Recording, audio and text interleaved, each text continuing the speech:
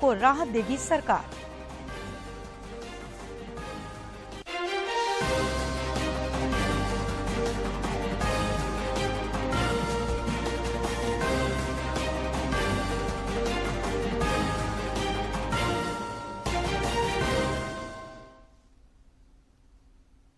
नमस्कार, खबरें झारखंड में आपका स्वागत है। मैं हूं सरोज झा और अब समाचार विस्तार से। राष्ट्रपति द्रौपदी मुर्मू आज आईआईटी दिल्ली के डायमंड जुबली समारोह के समापन समारोह को संबोधित करेंगी। इस मौके पर केंद्रीय शिक्षा मंत्री धर्मेंद्र प्रधान समेत कई गणमान्य लोग मौजूद रहेंगे। जुबली उत्सव के समापन समारोह को संबोधित करेंगी। इस मौके पर केंद्रीय शिक्षा मंत्री धर्मेंद्र प्रधान और भारत सरकार के प्रमुख वैज्ञानिक सलाहकार अजय कुमार सूद भी मौजूद रहेंगे। राष्ट्रपति आईआईटी दिल्ली के रिसर्च एंड इनोवेशन पार्क और आईआईटी दिल्ली द्वारा विकसित तकनीकों की प्रदर्शनी का भी उद्घाटन करेंगी। गौरतलब है कि देश के सर्वश्रेष्ठ इंजीनियरिंग कॉलेजों में शुमार आईआईटी दिल्ली की स्थापना 1961 में हुई थी। राष्ट्रीय महत्व के संस्थान आईआईटी दिल्ली को वर्ष 2018 में इंस्टीट्यूट ऑफ एमिनेंस का दर्जा दिया गया था। राज्य में सियासी हलचल के बीच राज्यपाल रमेश बैस दिल्ली पहुंच गए हैं। राजभवन सूत्रों के मुताबिक वे अपना मेडिकल चेकअप कराने दिल्ली गए हैं और आज वे रांची लौट आएंगे। इस बीच राज्य में रिसॉर्ट पॉलिटिक्स जारी है। सत्ता पक्ष के विधायक छत्तीसगढ़ की राजधानी रांची के एक रिसॉर्ट में डेरा डाले हुए हैं। गुरुवार को राज्य मंत्रिपरिषद की बैठक में भाग लेने के लिए कांग्रेस के चारों मंत्री रामेश्वर उरांव, आलमगीर आलम, बन्ना गुप्ता और बादल रांची लौटे थे। उन्होंने कहा था कि मंत्रिपरिषद की बैठक के बाद वे रायपुर लौट जाएंगे, लेकिन मुख्यमंत्री की अध्यक्षता में कल रांची में आयोजित बैठक में हिस्सा लेने के बाद आपदा प्रबंधन मंत्री बन्ना गुप्ता और कृषि मंत्री बादल फिर रायपुर पहुंच गए हैं। 5 सितंबर को विधानसभा का विशेष सत्र बुलाया गया है। इसकी तैयारी को लेकर संसदीय कार्य मंत्री आलमगीर आलम और वित्त मंत्री रामेश्वर उरांव रांची में ही रुक गए हैं। देश भर में पिछले 24 घंटे के दौरान कोविड के 7,219 नए मामले सामने आए हैं, जबकि इस अवधि में 9,651 संक्रमित स्वस्थ भी हुए हैं। केंद्रीय स्वास्थ्य मंत्रालय के अनुसार देश में कोविड के 56,745 मामले सक्रिय हैं।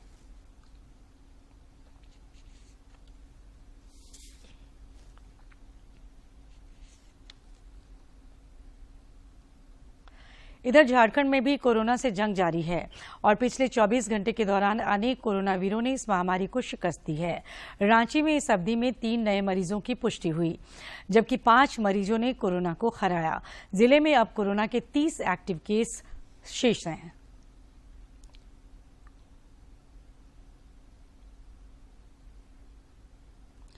कोरोना के खिलाफ जारी जंग में देश में टीकाकरण अभियान तेज गति से जारी है।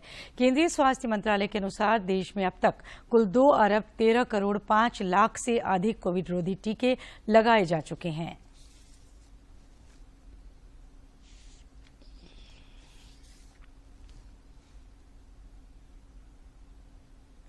झारखंड उच्च न्यायालय के अधिवक्ता राजीव कुमार की हिरासत अवधि 16 सितंबर तक बढ़ा दी गई है।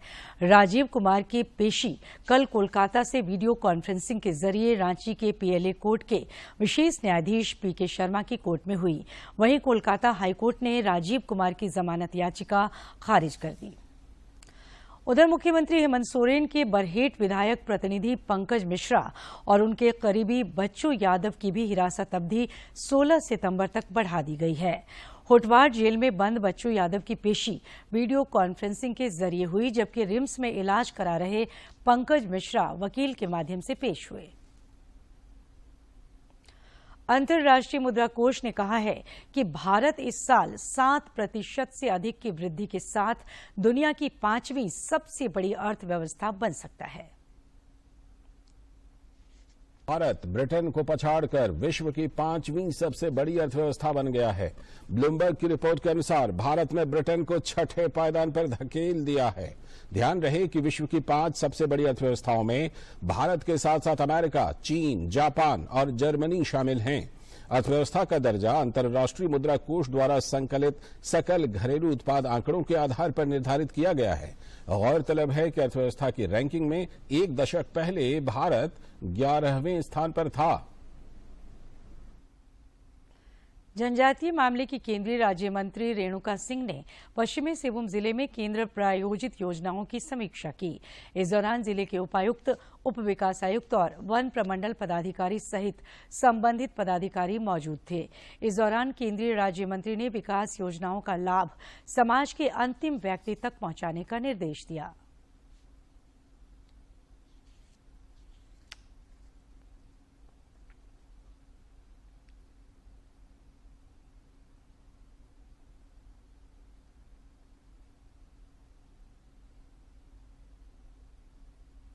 चाईबासा जिले के कलेक्टर सहित सभी विभागों के प्रमुख अधिकारियों के साथ भारत सरकार द्वारा चलाई जा रही सभी स्कीमों की समीक्षा की और समीक्षा में मैंने पाया कि बहुत सारी ऐसी योजना है जो जनहित में प्रधानमंत्री जी ने चलाई है, लेकिन जिले के अधिकारी और यहाँ की सरकार उसका ठीक ढंग से प्रचार प्रसार नहीं कर पा रही है, इसलिए लोगों को इसका फायदा कम मिल रहा है। मैंने आज जहाँ जहाँ कमियाँ पाई, मैंने सभी अधिकारियों को निर्देशित किया है कि 2 महीने के अंदर ये 100% इस स्कीम का काम हो जाना चाहिए।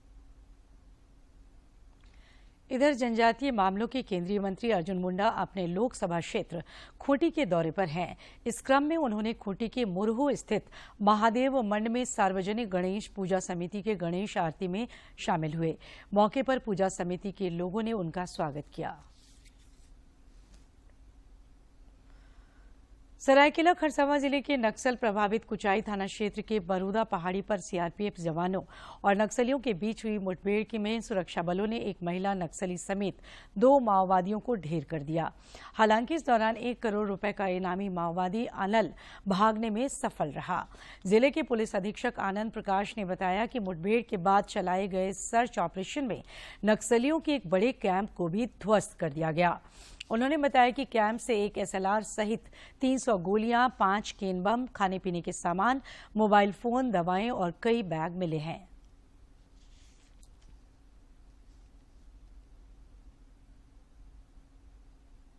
दरभंगा ओपी के क्षेत्रों में और उसी का सत्यापन करने के लिए और आवश्यक कार्रवाई करने हेतु एक स्पेशल प्लान बनाया गया, जो कि 1 से 3 सितंबर तक चलना है। उसी क्रम में आज दिनांक 2 सितंबर 2022 को सुबह 7 से 7:30 के बीच जिले के दरभंगा ओपी के कुमाय के पास ग्राम बारूदा एवं सरगढ़ा के पास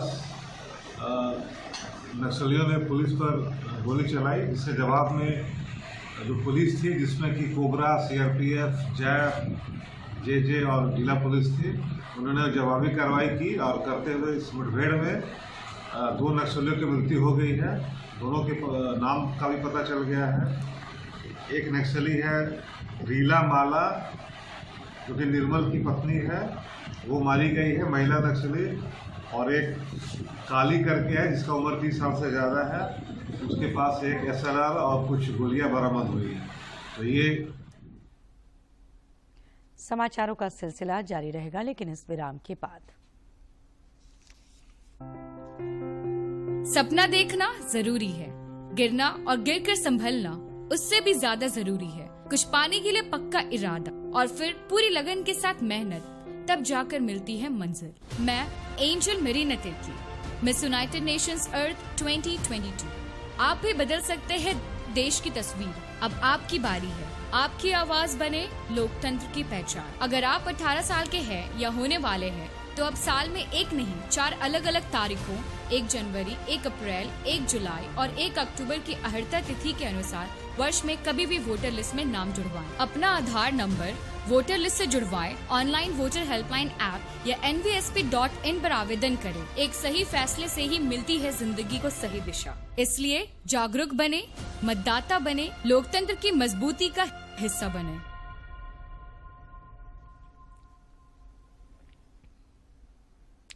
विराम के बाद खबरें झारखंड में आपका फिर से स्वागत है। उपराजधानी दुमका में राष्ट्रीय पोषण माह के तहत उपायुक्त रविशंकर शुक्ला ने समाहरणालय परिसर से समाज कल्याण और वर्ल्ड विजन के सहयोग से पोषण रथ को रवाना किया। मौके पर जिला परिषद अध्यक्ष जॉयस बेसरा भी मौजूद थीं। उपायुक्त ने पोषण माह के सफल क्रियान्वयन के लिए माइक्रो प्लानिंग एवं रूपरेखा की समीक्षा की। उपायुक्त ने कहा कि इस अभियान का उद्देश्य कुपोषण एवं अनीमिया जैसी समस्याओं से आम जन को निजात दिलाना एवं पोषण के महत्व तथा जानकारियों को पहुंचाना है। राज्य सरकार इसी महीने इलेक्ट्रिकल व्हीकल पॉलिसी लॉन्च करेगी। इस पॉलिसी में इलेक्ट्रिक वाहनों के निर्माण और इस्तेमाल को बढ़ावा देने के लिए प्रोत्साहन राशि देने का प्रावधान किया जा रहा है। उद्योग विभाग की प्रधान सचिव वंदना डाडेल ने कल रांची में confederation of Indian industries CII द्वारा आयोजित दूसरी ईस्ट इंडिया समिट में ये जानकारी दी। उन्होंने कहा कि इस पॉलिसी का मकसद राज्य में बेहतर औद्योगिक माहौल तैयार करना है। इस मौके पर उद्योग निदेशक ने कहा कि प्रदेश में दवाइयों के बढ़ते कारोबार को लेकर सरकार द्वारा झारखंड फार्मास्यूटिकल पॉलिसी भी जल्द लाई जाएगी। पद्म पुरस्कार 2023 के लिए 15 सितंबर तक नामांकन किए जा सकते हैं। केंद्रीय गृह मंत्रालय ने कहा है कि पद्म पुरस्कारों के लिए सिफारिशें और नामांकन केवल राष्ट्रीय पुरस्कार पोर्टल पर ऑनलाइन प्राप्त किए जाएंगे। पुरस्कारों की घोषणा अगले वर्ष गणतंत्र दिवस के अवसर पर की जाएगी। ये पुरस्कार कला, साहित्य और शिक्षा, खेल, चिकित्सा, सामाजिक कार्य, विज्ञान और इंजीनियरिंग, व्यापार और उद्योग क्षेत्र में विशिष्ट कार्यों के लिए दिए जाते हैं। मुख्यमंत्री हेमंत सोरेन ने सभी संबंधित विभागों को सुखाड़ से निपटने के लिए विस्तृत कार्य योजना बनाने का निर्देश दिया है। मुख्यमंत्री ने कल रांची में सूखे के आकलन को लेकर वरीय पदाधिकारियों के साथ उच्च स्तरीय बैठक की। उन्होंने कहा कि किसानों और श्रमिकों को राहत देने के लिए सरकार सभी जरूरी कदम उठा रही है। उन्होंने अधिकारियों से कहा कि राज्य से किसानों और मजदूरों का पलायन नहीं हो, इसके लिए रोजगार सृजन से जुड़ी योजनाओं को यथाशीघ्र शुरू करें। श्री सोरेन ने कहा कि संताल परगना और पलामू प्रमंडल में कम बारिश की वजह से कृषि कार्यों के अलावा पेयजल एवं पशुओं के लिए जल संकट की स्थिति पैदा हो गई है। ऐसे में वरीय अधिकारी इन इलाकों का दौरा कर जमीनी हकीकत की जानकारी लें और इससे निपटने के लिए रिपोर्ट तैयार कर सरकार को सौंपें। राजधानी रांची समेत राज्य के कई इलाकों में आज भारी बारिश होने की संभावना है। वहीं पिछले 24 घंटे के दौरान रांची समेत राज्य के कई इलाकों में हल्के से मध्यम दर्जे की बारिश दर्ज की गई। रांची स्थित मौसम विज्ञान विभाग की ओर से ये जानकारी दी गई है कि अगले कुछ दिनों तक फिलहाल यही हालात बने रहेंगे। राज्य में 1 जून से 1 सितंबर के बीच 7 जिलों में सामान्य बारिश हुई है, जबकि 14 जिलों में कम वर्षापात हुआ है।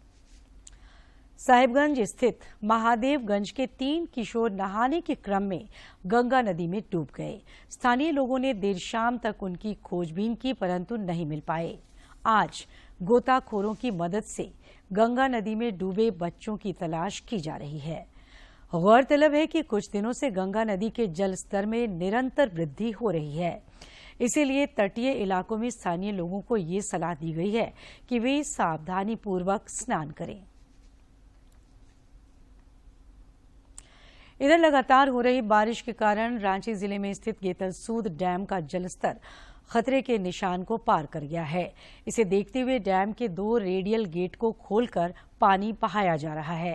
गौरतलब है कि गेतलसूद डैम का पानी 34 फीट से अधिक होने पर फाटक खोलकर बहाया जाता है।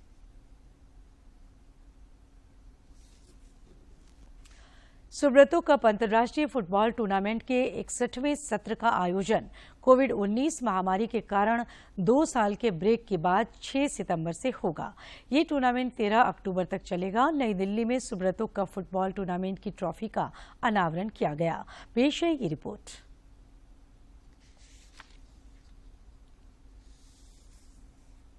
में जमीनी स्तर पर फुटबॉल की नींव को मजबूती देने में अपनी अहम भूमिका निभाने वाले सुब्रतो कप अंतर्राष्ट्रीय फुटबॉल टूर्नामेंट के 61वें सीजन का आगाज 6 सितंबर से होगा।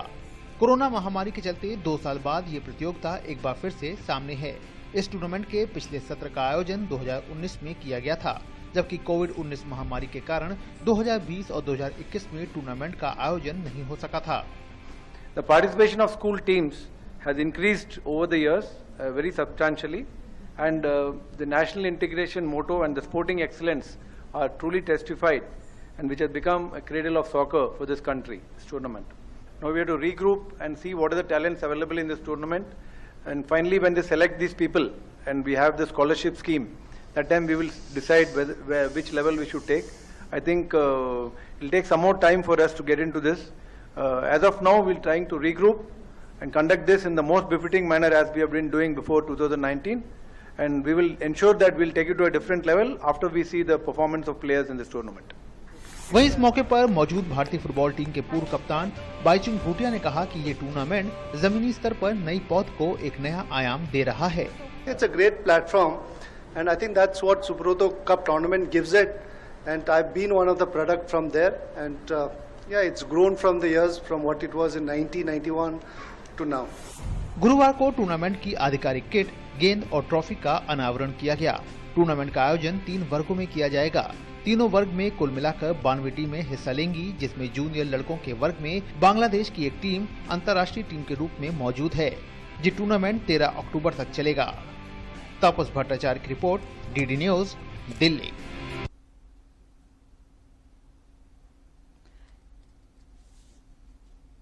केरल के कोच्चि में 2 से 4 सितंबर तक आयोजित 23 वर्ष से कम उम्र के राष्ट्रीय महिला और पुरुष कुश्ती प्रतियोगिता में झारखंड की मुकुल मिश्रा ने 74 किलोग्राम फ्री स्टाइल वर्ग में कांस्य पदक जीतकर राज्य का नाम रोशन किया है।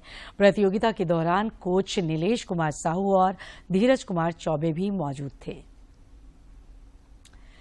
झारखंडी भाषा खतियान संघर्ष समिति ने कल केबी उच्च विद्यालय डुमरी में विराट करम आखड़ा प्रतियोगिता का आयोजन किया।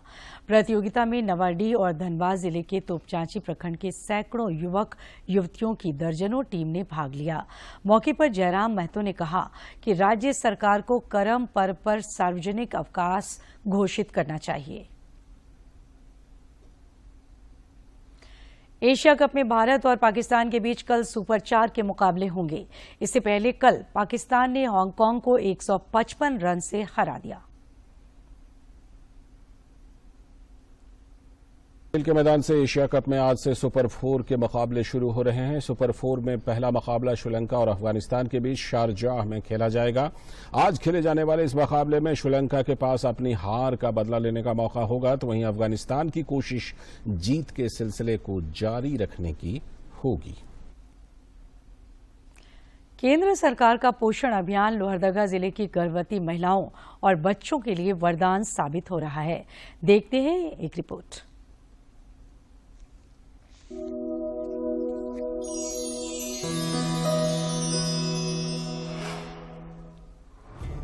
घर घर गूंजे बधाई, आज घर में है गोद भराई। दुनिया भर में अपने लौ खदानों के नाम से प्रसिद्ध झारखंड का लोहारदगा जिला अब अपनी नई पहचान बना रहा है। जिले में सेहत भरी खुशहाली के मधुर गीत गूंज रहे हैं। यहाँ सुपोषित महिलाओं और बच्चों की मुस्कान रोशन हो रही है। केंद्र सरकार का पोषण अभियान जिले की गर्भवती महिलाओं और बच्चों के लिए वरदान बन रहा है। पोषण अभियान के दरमियान हम यहाँ की महिलाओं, विशेषकर एनेमिक महिलाओं, कुपोषित बच्चों को विशेष ध्यान दे रहे हैं। हमारे आंगनबाड़ी केंद्र में प्रत्येक माह लोगों को पोषण के प्रति जागरूक करने के लिए गोद भराई, अन्नप्राशन, सुपोषण दिवस, इन कार्यक्रमों के द्वारा समाज के लोगों को जागरूक किया जा रहा है। लोहारदगा जिले की निवासी और पेशे से किसान रोशनी उराव का जीवन बेहद मुश्किल में था। पोषण अभियान ने उनकी मुश्किलों को आसान किया और उनकी पोषण संबंधी आवश्यकताओं को पूरा किया। आइए जिले की लाभार्थी रोशनी से मिलते हैं। हमें पोषण अभियान के बारे में आंगनबाड़ी दीदी से पता चला। इस अभियान में हमें पौष्टिक आहार दिया गया और गर्भावस्था में मेरा पूरा ध्यान रखा गया। मैं पोषण अभियान के लिए प्रधानमंत्री की बहुत धन्यवाद करती हूँ। पोषण अभियान के द्वारा रोशनी को निःशुल्क राशन मिला, साथ ही गोद भराई और अन्नप्राशन की रस्मों ने रोशनी का आंचल सुपोषण से भर दिया। पोषण अभियान, चेहरों पर लौटा रहा सेहत भरी मुस्कान। धनबाद के उपायुक्त संदीप सिंह ने समाहरणालय परिसर से पोषण जागरूकता रथ को हरी झंडी दिखाकर रवाना किया। रथ को रवाना करने के पश्चात सभी को पोषण जागरूकता की शपथ दिलाई गई। साथ ही हस्ताक्षर अभियान के तहत सभी के हस्ताक्षर कराकर जागरूक किया गया।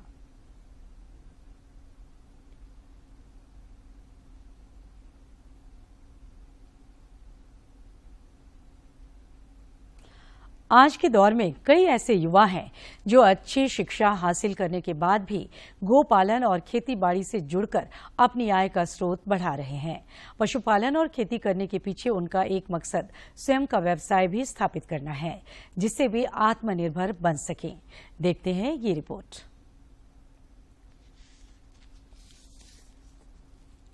एक समय था जब युवा वर्ग पढ़ाई लिखाई करके नौकरी के पीछे भागने में अपना कीमती वक्त जाया कर देता था। समय और सोच में आए बदलाव का परिणाम है कि रांची के हर ही ग्राम निवासी विजय शाही ने पढ़ाई लिखाई पूरी करने के बाद पशुपालन के साथ कृषि को चुना है और इस काम में वे नई ऊंचाइयों को भी छू रहे हैं। ये सारा दूध मेधा का जो सेंटर है वहाँ देते हैं और जो गोबर है वो उसको हम गोबर गैस में यूज करते हैं। उसके बाद वो गैस से जो गोबर निकलता है उसका हम केचुआ खाद के लिए उपयोग करते हैं और वो केचुआ खाद भी हमारा 6.5 रुपया केजी घर से ही बिक जाता है और दूध भी घर से ही बिक जाता है। मेधा का जो सेंटर है उसी पर। विजय शाही दूसरे युवा साथियों को भी आत्मनिर्भर बनने के लिए पशुपालन और कृषि से जुड़ने के लिए प्रेरित करते हैं। इनका कहना है कि कम पूंजी में भी पशुपालन और कृषि कार्य एक साथ करके अपनी कमाई बढ़ाई जा सकती है। ग्रामीण क्षेत्र के लिए रोजगार के रूप में गौपालन ही सबसे बेटर है। आप कृषि के साथ गौपालन भी कर सकते हैं। कृषि के लिए देखिए जमीन हम लोग के पास सीमित है, इसके वजह से हम लोग गौपालन करते हैं और खेती का काम भी करते हैं। मेरे पास 20-25 गाय है, जिससे मेरा सारा खर्चा निकालने के बाद भी 50-60 हजार मंथली हम लगभग इससे इनकम हो जाता है। इसलिए हम सभी युवाओं से कहना चाहते हैं कि वो भी इस पर ध्यान दें। कृषि और पशुपालन के क्षेत्र में अनुभवी लोगों का साथ मिले तो काम और अधिक आसान हो जाता है। लगभग 20 वर्षों से इस काम से जुड़े धर्मनाथ शाही बताते हैं कि एक साथ दोनों काम करने से लागत कम होने के साथ बचत ज्यादा होती है। पालन के साथ ही साथ खेती भी करते हैं, तो उसमें पहले तो गोबर डाल के करते थे, अब है सो केचुआ खाद डाल के करते हैं बिना यूरिया DAP का। और गौमूत्र से उसका कीटनाशक कीट नियंत्रण बनाते हैं, उसको छिड़काव करते हैं तो इससे कीड़ा भी नहीं होता है और स्वादिष्ट खाना भी इससे जो फसल उगाते हैं उसके लिए होता है। विजय शाही अपने इलाके में आत्मनिर्भरता के मामले में एक रोल मॉडल बन रहे हैं। यही वजह है कि गांव के अन्य युवा अब इनसे सीख लेकर खुद अपना काम शुरू कर रहे हैं। रांची से कर्मवीर की रिपोर्ट। पूर्वी सिंहभूम जिले के दक्षिणी सरजामदा पंचायत अंतर्गत लोपुंग टोला गांव के प्रगतिशील किसान भरत चंद्र महतो खेतीबाड़ी के साथ साथ छोटे छोटे पौधे को क्राफ्टिंग द्वारा एक नया रूप देने में माहिर हैं। पेश है ये खास रिपोर्ट।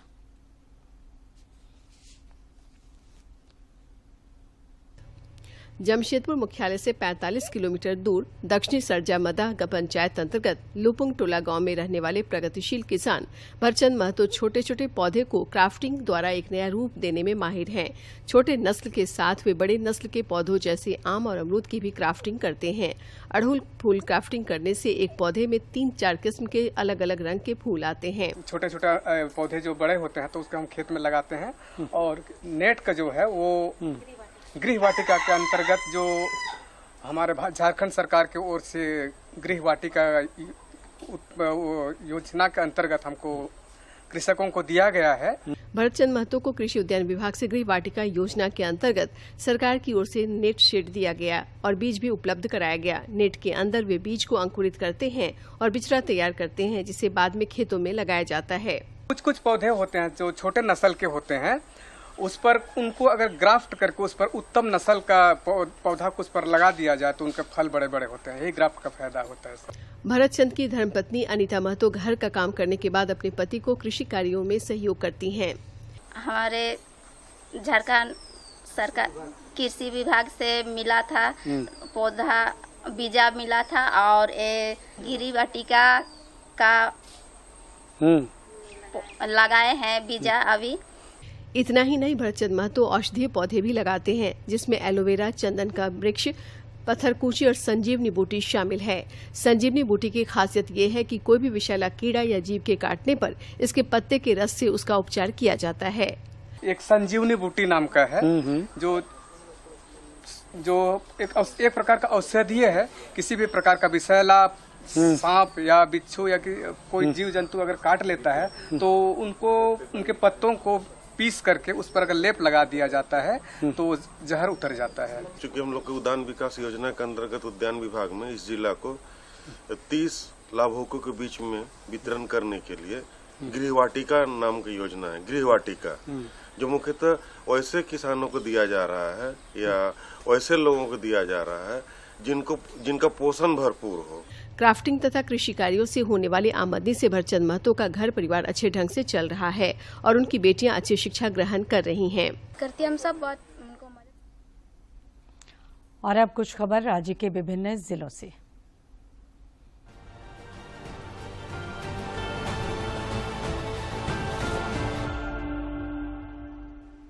प्रदेश भाजपा अध्यक्ष दीपक प्रकाश ने पलामू जिले के पांडु थाना क्षेत्र के मुरुमातू का दौरा किया।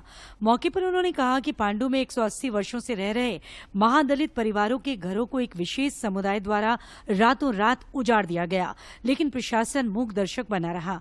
उन्होंने कहा कि स्थानीय प्रशासन की मिलीभगत के कारण ये घटना हुई है।